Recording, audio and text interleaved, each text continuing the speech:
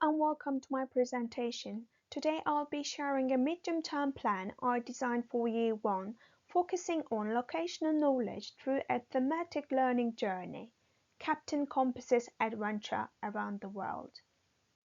This presentation is structured around three key elements: the intent of the unit, the implementation, including three critical decisions, and finally, how I evaluated the impact of pupils' learning. As Kathleen passionately supports, geography matters because it helps children see the powerful connections between people, environments, and events. It builds their critical thinking and nurtures a deep sense of global citizenship, something the world needs more than ever. Ofsted further reminds us that in the primary years, geography begins to shape children's understanding of their place in the world through simple yet profound tools like maps, globes, and conversations about distant places. By teaching geography, we spark curiosity, we strengthen spatial reasoning, and we open children's eyes to the wonders and challenges of the world they are growing up in. Geography doesn't just describe the world, it empowers young people to engage with it. A good geography lesson needs several key elements to be truly effective. One of these is a strong focus on prior knowledge, as highlighted by the DFE, who emphasize that what pupils already know plays an important role in how they learn and build new understanding. Another essential element is fostering inquiry. Roberts describes how meaningful geography happens when pupils are encouraged to ask questions, think critically, and develop understanding through investigation, not just by receiving facts. And finally, as Ofsted points out, high-quality geography lessons are purposeful and inclusive, offering activities that allow all pupils to engage deeply with the key concepts and processes. At the heart of this unit is the aim to ensure that pupils begin to build an early geographical understanding of the world, with a particular focus on locational knowledge and spatial awareness.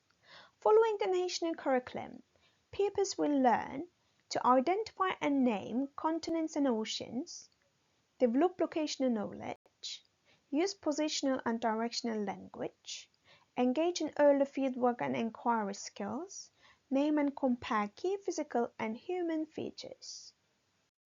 In order to achieve the aims outlined in this unit, it is essential to recognize that geographical learning is built on different types of knowledge.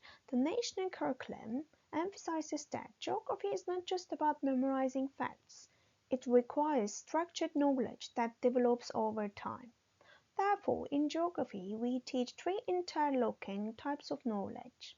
Substantive knowledge refers to the core facts, things like continents, oceans, and climates. Procedural knowledge, on the other hand, involves the skills necessary to apply this factual knowledge, skills such as reading maps, using compasses, and conducting geographical inquiries. Finally, disciplinary knowledge is about thinking like a geographer, critically evaluating sources, and constantly asking questions like why and so what. When all three types of knowledge come together, pupils don't just know geography, they do geography and think geographically, and that is ultimately our goal. The first critical decision I made was using narrative and inquiry to promote disciplinary thinking.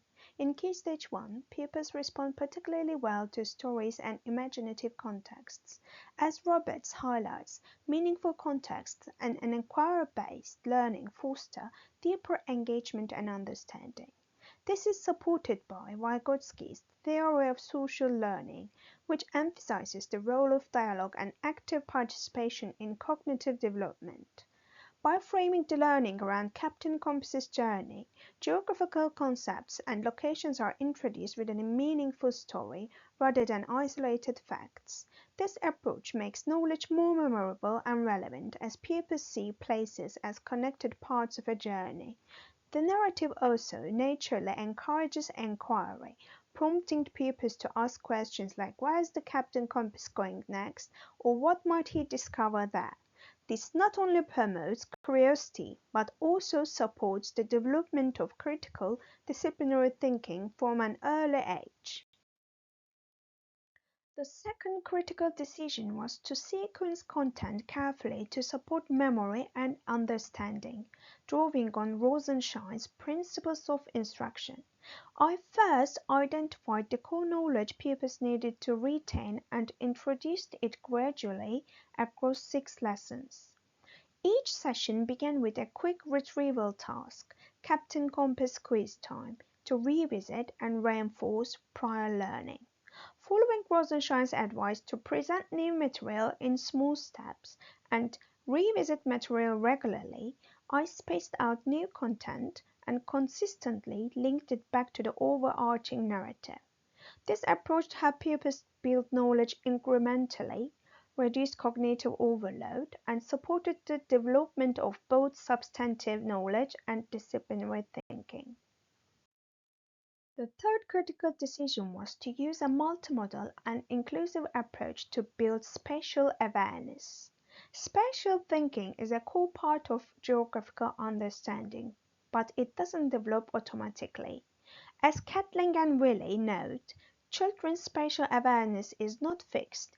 It evolves as they engage with maps and develop an understanding of how space is represented, measured, and navigated. In this unit, pupils interact with a range of spatial representations such as world maps, globes, floor maps, and digital tools to help them visualize and locate continents and oceans. Activities are deliberately varied to support different learners, songs and movement to help kinesthetic learners, map puzzles to support visual reasoning, and verbal prompts to guide spatial language. By presenting geography in different modes, I aim to make abstract ideas more accessible while promoting inclusive, meaningful engagement with space and place. Young children often hold simplified views of distant places, for example, seeing Africa as just hot and Antarctica as just snow and flat. To challenge this, I plan to use videos, stories, virtual tours, and discussions to deepen pupils' understanding, encouraging them to reflect and question their assumptions. Activities comparing continent sizes and using globes alongside flat maps also helps pupils grasp scale and map distortions. By making diversity, scale, and spatial variation visible and meaningful, I aim to support a more accurate and complex understanding of the world. This unit makes strong cross-curricular links to enrich pupils' understanding of geography. Art, pupils create world maps and explorer certificates, building visual spatial skills. Science, exploring climates and habitats connects geography to living systems. English, strengthening geographical vocabulary and narrative skills through labeling and writing. Music, songs about continents and oceans reinforce key facts through rhythm. PSHE, discussions like which continent would you visit and why promote empathy and global awareness. Inclusion in geography means responding to the diverse needs and learning styles of all pupils. As Gopal and Charterhouse emphasize, it's about tailoring support to each child's learning journey. In the Captain Compass unit, we use strategies like simplified color-coded maps, pre-labeled worksheets, sentence starters and keyword banks, think, pair, share activities, targeted one-to-one or small group support, multimodal activities like songs, puzzles, videos. These scaffolds align with Catling's emphasis on inclusion in geography lessons. Assessment in this unit is ongoing and formative, using methods like questioning, teacher observation, group discussions, and map tasks to measure understanding and identify areas for improvement. As Roberts suggests, formative assessment should be diagnostic, guiding next steps in teaching. At the unit's end, pupils complete a map labeling task and write in their Explorer Crew certificate, reflecting on their learning. As Catling and Wiley highlight, assessment should check how pupils apply geographical concepts. These tasks, alongside a final reflection, serves as summative assessments, evaluating both knowledge and skills. Ofsted emphasizes the importance of applying knowledge, not just recalling facts. Overall, assessment was embedded throughout, providing a clear picture of pupils' progress. Thanks for listening.